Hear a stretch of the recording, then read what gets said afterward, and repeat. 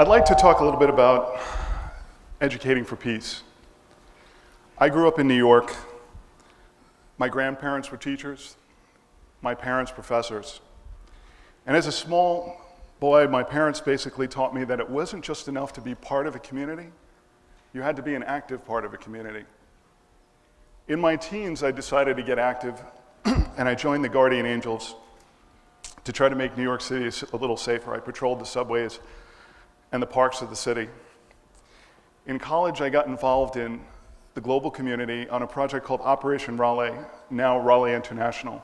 It's kind of a cross between Indiana Jones and the Peace Corps. I spent my time in the Australian outback, building bridges and mapping rivers by canoe. After that, I went back to college, finished my degree, and continued my adventures in the world of business. After a few years working in business, I decided that my curiosity had gotten the better of me, and it took me back to Cambridge, England, where I continued with my education because I wished to pursue one of my passions. My passion, of course, education. My other was peace.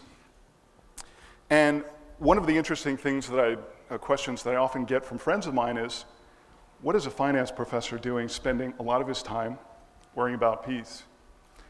I guess the best way to answer that was a discussion I had with a friend of mine recently, where we basically said, it's bringing who you are to what you do. And who I am is someone who's very passionate about peace, and also someone very passionate about education. I love education primarily because basically it's about addressing the curiosity of others and helping people realize things which they were unaware of in themselves, and transcending that understanding to search for further meaning.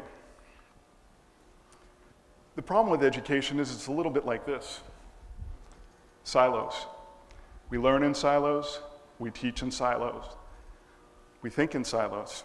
And the problem is we expect people to be able to put that silo learning and that silo knowledge, to bring it together, synthesize it, and to understand really complicated problems by doing so.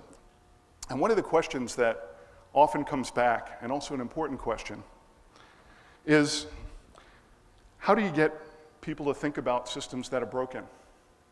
And more important, how do you make people aware of things when they're not necessarily aware that there's a problem? The idea is to try to change people's perspectives. Ideally, I think that the way that you deal with the issues of peace are not to think of conflict resolution or peace itself, but what actually are the determinants of peace? What are the things that make the world work better? And really what works best is to think of things in terms of the different systems that there are. I think you could probably lump most of the problems which drive peace into three categories: issues with regard to the planet, issues with regard to co-residents of the planet, those are the creatures that we share this planet with, and the human condition. 14,000 years ago, our ancestors communicated through time with images that transcended generations. This painting, one from the caves in Lascaux, France, was painted by primitive people who basically wanted to leave a message for the generations that came after them. More recently, in the last 100 years, we've gone from communicating with static images to dynamic images. In the last 100 years, film has taken the place of the static image. And even more recently, we have the digital image, or bytes translated or transmitted to people through various disks or various forms of electronic communication. And of course, more recently, the most powerful media of communication of all, the internet, or as my 2.5-year-old son likes to call it, the Instanet. It all started for me with this film festival and this woman, Nina Strike, the creative mind and the director of the Global Peace Film Festival. We met after the first year of the festival and discussed some ideas on how to make it better and more effective, because we both agreed that the messages of the festival were really powerful. Filmmakers had spent thousands of hours learning about their topics and distilling them down into short bites of information, an hour, half hour, or shorter. I asked her if I could use a class that I was working with. I was teaching a course on the business side of entertainment to explore this a little bit more. I got my students to organize their own miniature version of the festival. They screened films, they decided which films to put together, then they went out and found themselves an audience. They asked their friends, their family, their teachers, to all come together and see what they had done. The end result was really powerful. The students were moved, so were the faculty, so were those that came. And the following year, the students and faculty and I got together to do a full-scale version of our part of the Global Peace Film Festival. What was really interesting about that was that every year we saw the audiences grow, and every year we saw the interest in people getting involved in the community increase year by year. In the most recent year, which would be about 2 months ago, we had somewhere in the neighborhood of about 50 professors and teachers. We had over 1,000 students come. We had filmmakers from around the world, and even thousands more from the community. And all of these folks got together to see these films and learn about their powerful messages. Over the years that we've been doing it, I thought it might be interesting to find out a little bit more about what's actually taking place. So I organized a survey. And one of the things we found is if they came once, they were likely to come again. In fact, 31% of the people that came before were likely to return. Did the films change the mind, or did people agree with the premise of what they were seeing? The vast majority did. Over 97% of the people that came believed in the premise of the film. And even if they didn't, more than 60% of the people that came actually found that the films changed their understanding or concept that they were seeing. But what's most important is that 78% of the people that came were actually motivated to take some action. And that's what's really powerful. The ideas of the filmmakers translated into action. In fact, what we noticed was that 98% of them, if they agreed with the premise, were actually motivated to action. But what was more important than that were those who didn't know about it or weren't completely on board with it to begin with. And of those folks, 65% of them actually had their minds changed and actually acted as a result of it. So when we think of the planet, and we think of the messages that were sent about the planet, one of the films that we showed was one called Climate Refugees this year. The idea of climate refugees is that for the first time in recent history, we have people who will be victims of climate change. Their countries submerged under the waves will find themselves refugees, and it's not really clear what kind of conflict or what issues with peace will come as a result of that. So what actions did the audience believe they would take? Some people said that they would get in touch with their politicians to try to support some form of change. Others thought that it might be a good idea to start thinking about practicing sustainable efforts to, change the way they lived and maybe have their own individual impact on the world. Or communicate with their students and other people around them to tell them this is going on. You may not be aware of it, but there are people that are actually affected. Also to think about your global footprint, your carbon footprint, and how one might actually change that and influence others to do the same. When we think about our co-residents of the planet, one of the important films we showed was a movie called End of the Line. Now you may or may not be familiar with this film, but End of the Line has some very important messages about overfishing in the oceans. Worm and the other scientists have projected that if the current trends continue, the stocks of fish which we now eat will have collapsed by the middle of the century. What was important about that is it convinced people that they needed to make a difference in what they were doing. They needed to think more carefully about the food they were eating. Again, small changes at an individual level could lead to big changes globally.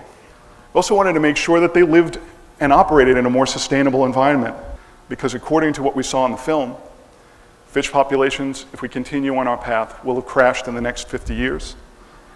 And other species will step up to absorb those environments that have been vacated. The oceans will primarily be filled with jellyfish, according to the movie. But lastly, what's most important is people needed to learn about overfishing, something a lot weren't familiar with before. We think about the human condition, and the human condition also being very important, the one, of course, most relevant to all of us. One of the films we showed was a movie called The Invocation. And this was a movie that examined our religious differences and recognized the similarities that actually bring us all together. It had an impact on many of the people in the audience, made people start thinking about that we're actually one big world community, or that they ought to teach peace to their family and friends and to their faith-based communities. Or perhaps then they need to start thinking more about faith in a global community and be more open-minded about how they deal with people of other faiths.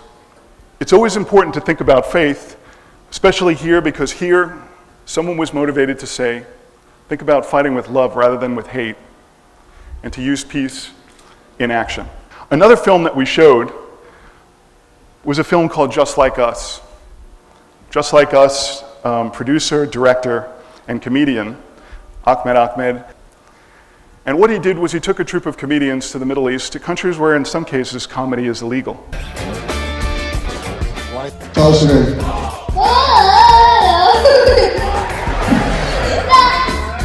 Security. I've never heard of comedy in the Middle East. We don't even understand basic joke construction. So long as our relationship is defined by our differences, we will empower those who sow hatred rather than peace. Before, it's not allowed to have lots of people saying comedy about politics and talking freedom, but right now it's become more free and people start to speak louder. That's just a brief sample of what was in the film. But what was important is the messages it got across to people. That perhaps maybe they should teach their children a little bit more about conflict resolution. That perhaps people who previously had a different notion about what was going on in the Middle East had a different understanding after they had actually seen the movie. And that they should support the comedic world in a more, productive way, because comedy turns out to be a really great way to bridge the gap and the divide between cultures. Most importantly, people should laugh more, especially when dealing with some of these conflicts. To me, what's most important about this is that getting involved drives action. That action drives interest. That interest drives more action. And you need that to, strive for bigger and better results. So small actions are important. Encouraging people to do those things will make a huge difference, no matter how small they are. It'll be as small as this, to something a little bit more involved like this, which we like to call Pay It Forward Squared. A group of high school students decided, rather than just go to see the films, they would go out and raise money to support and invite another group of high school kids at a poorer school, Jones High School here in Florida, to take them along to the film with them, to provide food, to pay for their teachers to come along as well, and to share the experience so that they had a chance to actually discuss these issues together rather than to be divided by the cultural or financial boundaries that separate them. Or something like this, where an entire campus comes together to send an iconic message of peace to the global community around them. So what have I seen throughout the time of the festival? I've noticed an increase in community engagement due to the wonderful staff and faculty and students as well that have seen that it's important to be involved in the community and the world around them. But they're not just interested in local issues. They're interested in global issues.